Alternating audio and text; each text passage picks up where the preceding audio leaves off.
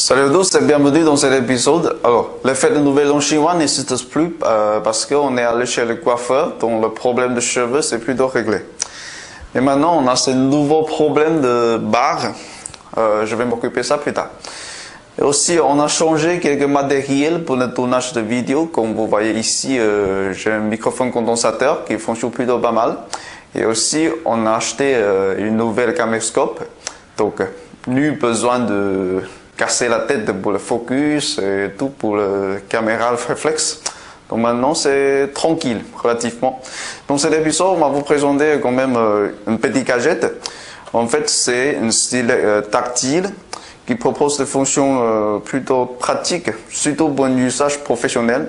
Et pour info, cette marque ça s'appelle Chuanyu, donc c'est une marque assez connue en Chine pour ses périphériques électroniques comme le lecteur carte SD, clé USB et tout.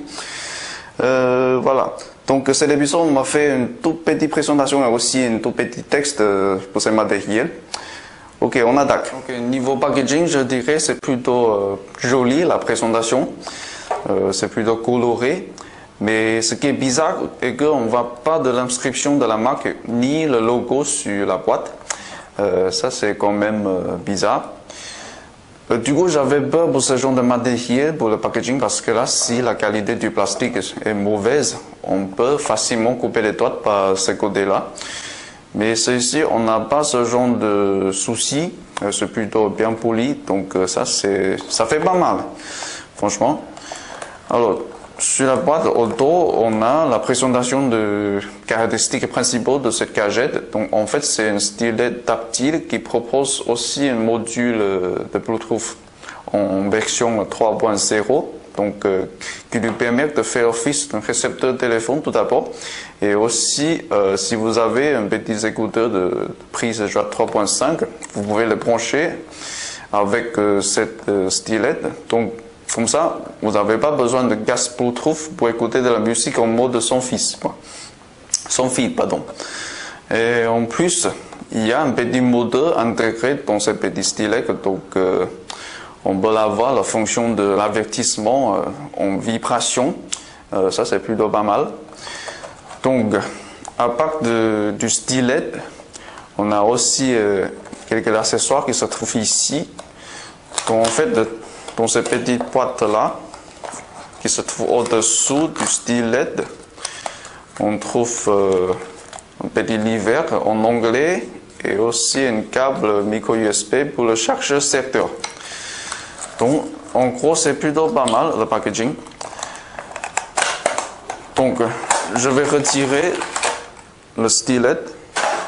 Au niveau du design, je dirais c'est plutôt compact et aussi la finition, je trouve c'est correct. La majorité de matériel utilisé c'est le plastique mat, comme cette partie-là.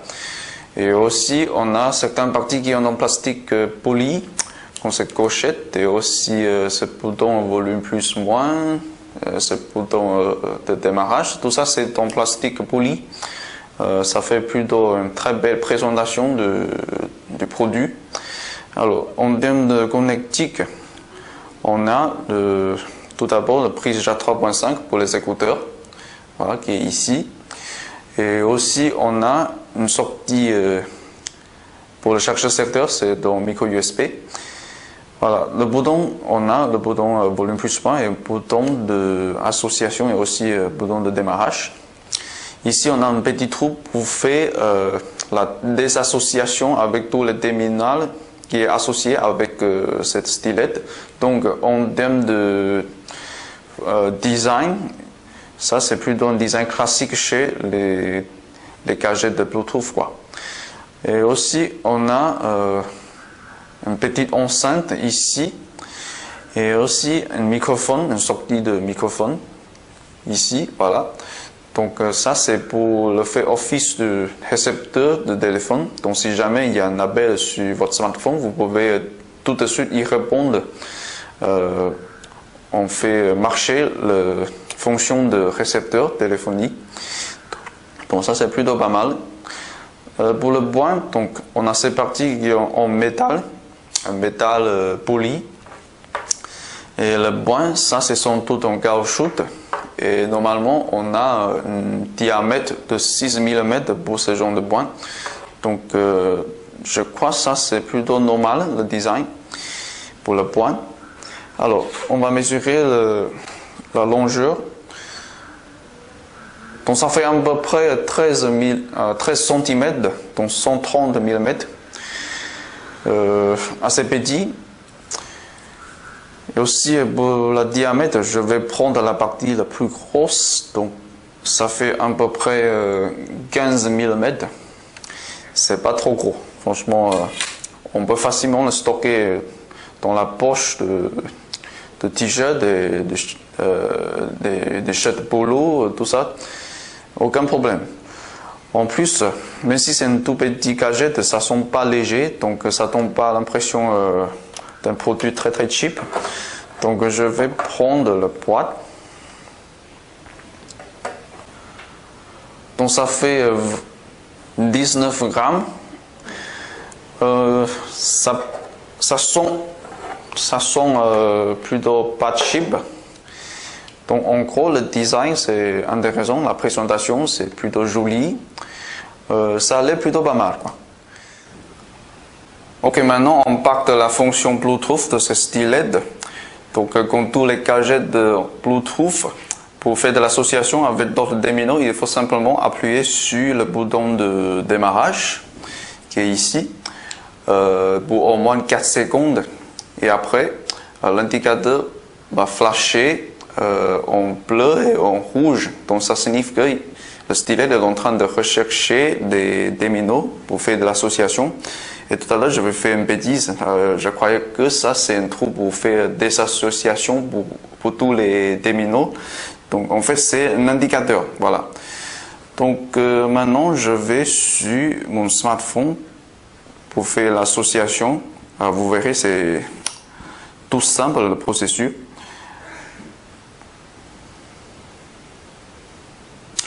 Donc, l'identifiant de cette terminale, sur cette terminale pour le stylet, c'est BH-202. Donc, on va faire l'association.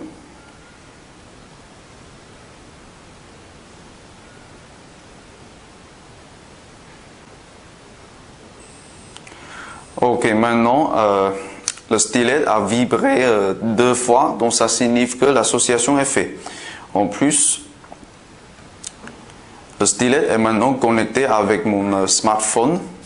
Donc première chose que je vais faire, c'est tester la qualité de son pour cette petite enceinte là.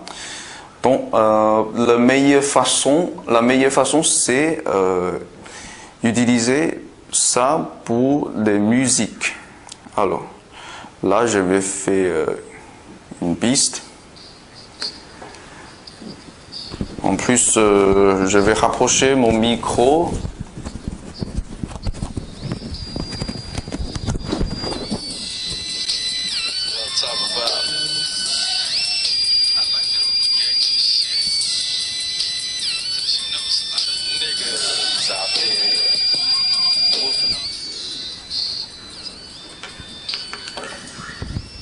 Alors, franchement, le son c'est un peu faible puisque ça c'est juste, c'est plutôt pour la fonction de récepteur de téléphone, donc c'est pas un haut-parleur en tout cas, mais je trouve la qualité de son c'est assez correcte pour un usage pour les appels téléphoniques et tout.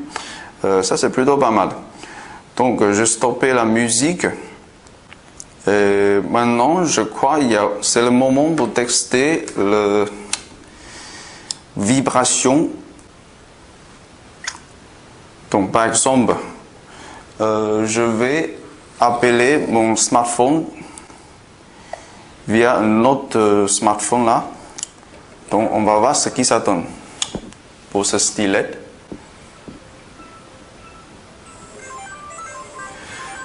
Donc évidemment, le stylet est en train de vibrer. Ça c'est plutôt pas mal, mais il n'y a pas d'avertissement sonore sauf pour l'avertissement de vibration quoi. En plus on peut l'accrocher, on peut raccrocher, voilà. Donc maintenant on est en ligne. Donc je vais activer. le haut-parleur de cette smartphone-là, voilà. Là, je crois que ça fonctionne plutôt pas mal.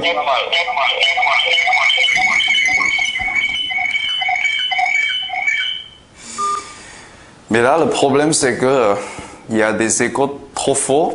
Donc, mais ça prouve qu'au moins, le microphone marche plutôt bien pour faire fonctionner le récepteur de téléphone. Ça, c'est plutôt pas mal. Donc, si jamais vous avez besoin d'un usage professionnel qui vous permet d'avoir l'accès instantanément à un appel hors d'une réunion ou tout, vous pouvez tout de suite sortir ce stylet de ta poche dans le t-shirt par exemple. Donc ça c'est plutôt pratique le design. Ensuite, je crois que c'est le moment pour tester le point qui est en caoutchouc. Mais rappelons, ce n'est pas un stylet proposé par Nvidia par exemple, donc il ne faut pas rêver trop. Donc c'est simplement un point pour faire des minuscules sur la table tactile et aussi pour faire des croquis quoi.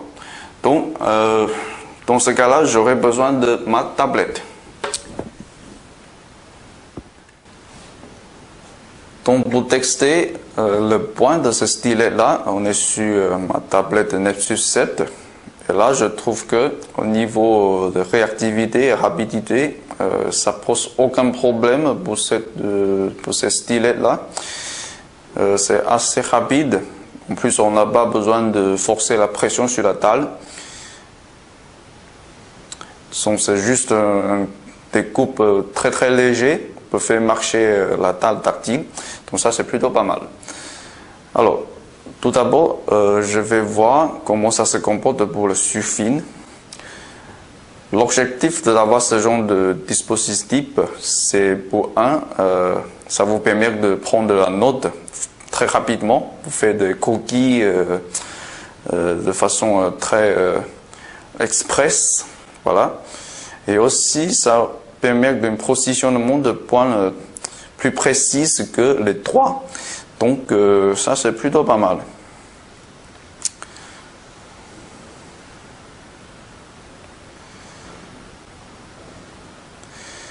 Et franchement, je trouve que le positionnement pour le point, ça marche plutôt bien.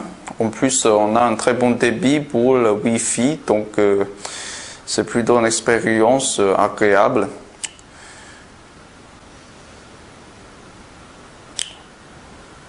Voilà, donc pour le Surfin, je trouve que c'est plutôt pas mal. Et en plus, je crois que c'est le moment pour tester avec des applications pour prendre la note. Donc là, je vais le tenir en portrait. Je vais créer une note bouillon. Donc tout d'abord, je vais essayer avec une écriture cursive en foncé.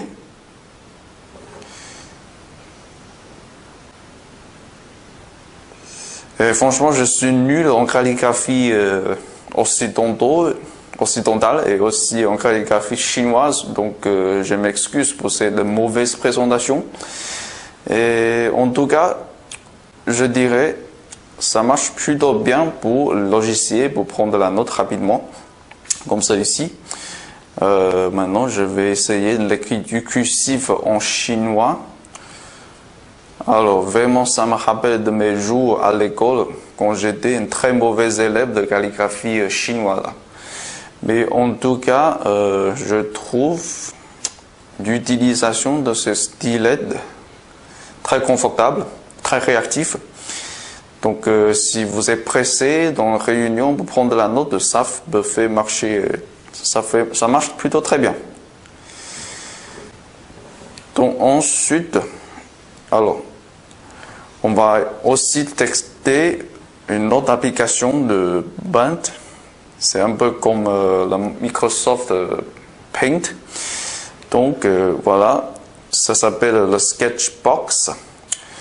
Et là, je vais créer un nouveau brouillon. Je vais faire des croquis là-dessus.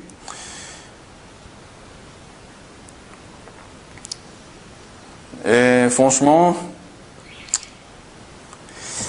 c'est plutôt pas mal. En plus,